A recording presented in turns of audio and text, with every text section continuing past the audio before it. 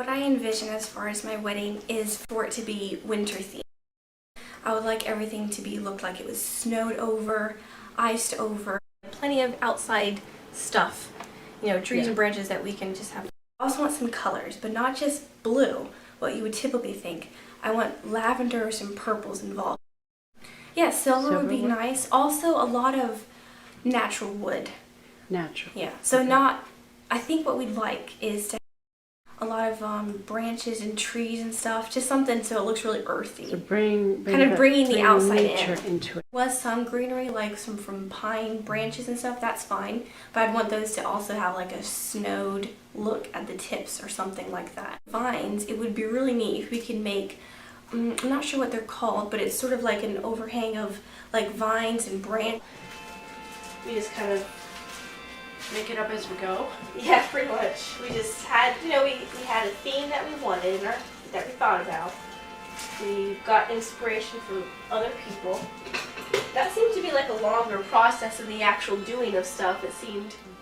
And then we just start, okay, well let's start with something and pull apart this and stick this on there and voila, we have something beautiful. We're like, whoa, we try this and say, hey, that's not a bad idea. Yeah. Let's mix this with that. And then we look at something else and say, hey, how about we put this on it? It's sort of evolving. Yeah. But that's the way creativity goes.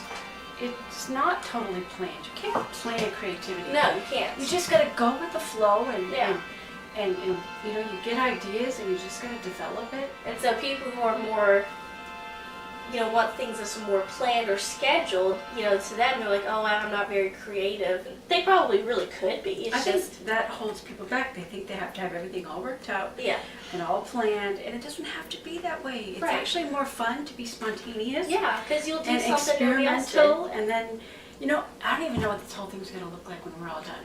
I know. But I know it's going to be good, and I think when we put it all together and we get it all finished and set it up, I think we're going to look back and say, wow, this is cool. Like, we did that? And I like my thorny bush. I hope it is able to work for something. Oh, that so cool. That one with the thorns on it is really cool. Yeah. I think it has to be silver.